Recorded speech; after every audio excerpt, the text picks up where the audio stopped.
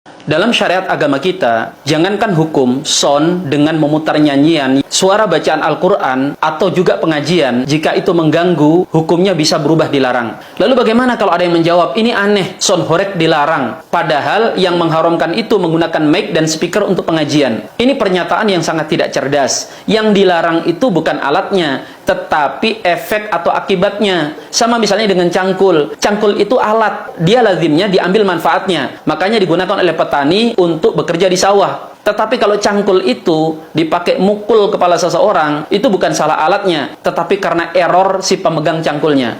Disebutkan dalam sebuah hadis, pernah pada suatu saat para sahabat itu sedang berada di masjid. Ada yang sholat dan sebagian membaca Al-Quran dengan suara yang ditinggikan. Maka Nabi SAW kemudian membuka tirai yang menjadi penutup di pintu rumahnya. Kemudian beliau berkata, Ala innakum kullakum munajir rabbahu, fala yu'diyanna ba'dukum ba'da. Kalian semua itu sedang bermunajat kepada Rabb kalian, maka jangan sampai sebagian kalian mengganggu sebagian yang lainnya. Bisa kita bayangkan, kalau Quran yang dibaca saja berpotensi mengganggu orang lain, itu dilarang oleh Nabi SAW. Lalu bagaimana dengan perkara yang sekedar mubah, makruh, bahkan ada yang mengandung unsur keharaman? Maka ini teman-teman sekalian juga sekaligus menjadi bahan introspeksi bagi kita, yang terkadang kurang bijaksana kaitannya dalam menggunakan pengeras suara. Misalnya ketika kita menggunakannya di masjid atau di tempat pengajian. Karena tentu kita ketahui adanya sebagian pihak yang itu terganggu dari suara yang terlalu keras dari masjid atau musola. Jangan sampai kemudian kesannya yang dilarang itu hanya sebagian pihak, sedangkan pihak yang lain merasa tidak perlu diatur oleh syariat agama. Dalam fatwa-fatwanya para ulama mengatakan bacaan Al-Quran, zikir atau pengajian yang itu keluar dari speaker masjid, secara asal hukumnya itu memang dipilah. Jika masyarakat merasakan manfaatnya, maka hukumnya boleh-boleh saja, bahkan afdol, misalnya untuk pengajian, agar syiarnya lebih terasa. Bila unsur mengganggunya lebih besar, maka hukumnya dimakruhkan, bahkan diharamkan. Sehingga menjawab pertanyaan yang masuk, misalnya dengan mengatakan, bagaimana Ustadz hukumnya masjid yang memutar murat Al-Quran? Hukumnya tergantung. Kalau di pedesaan, lazimnya masyarakat biasanya merasakan manfaatnya.